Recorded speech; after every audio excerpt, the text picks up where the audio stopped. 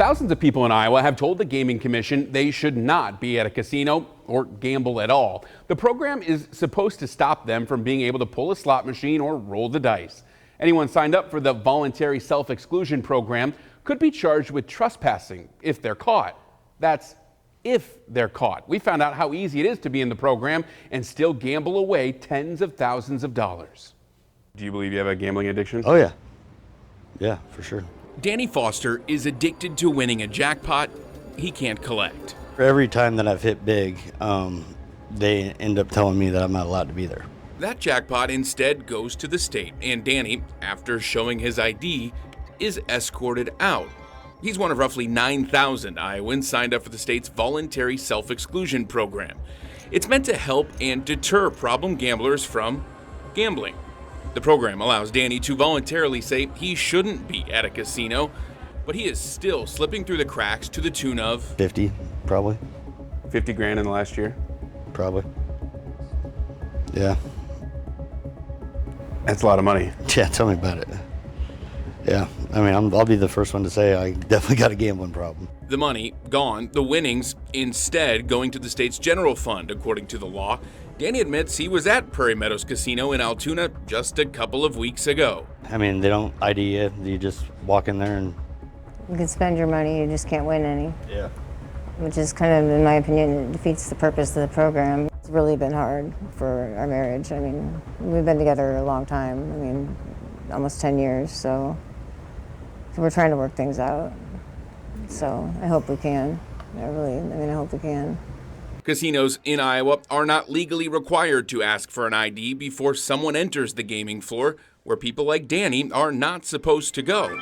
But they are required to show an ID once a jackpot is hit, an expensive cash transaction is made, or if someone wants a Players Club card. It is in those situations where the casinos are required to check the ID against the statewide self-exclusion program and identify individuals that may be on the list. Brian Arilko is the administrator for the Iowa Racing and Gaming Commission, the commission that oversees casinos and other gaming in the state, including the voluntary self-exclusion program. Arilko admits it may be tough for casinos to recognize Danny or any other of the 9,000 Iowans on the list without scanning their ID. In many cases, it is very difficult for a casino to just identify a person that's on a list that comes to a casino, whether they're just gambling in a slot machine where there's not necessarily any employee interaction, or even at a table game where there's limited employee interaction. The IRGC does track violations of the program. It's dished out more than $194,000 in fines in the last 3 years to places like Diamond Joe Casino in Worth County, Wild Rose in Clinton, Emmitsburg, and Jefferson, and the same casino that Danny says he keeps going to, Prairie Meadows. Prairie Meadows declined our request for an interview, but did send a statement saying, quote, "Prairie Meadows is committed to responsible gaming. We encourage anyone with a problem gambling to seek assistance from 800 Bets Off," end quote. What the IRGC doesn't track is the same thing that keeps happening to Danny when someone in the program gets turned away after presenting their ID. Wouldn't that show the success of the program? Why wouldn't you record those? So it's a good question, and so maybe it is something that we should get records of. I would say that the success of the program really, we think one of the measures is just having 100% compliance from the casinos. A casino allowing Danny or others to gamble until they hit the jackpot is complying with the state law.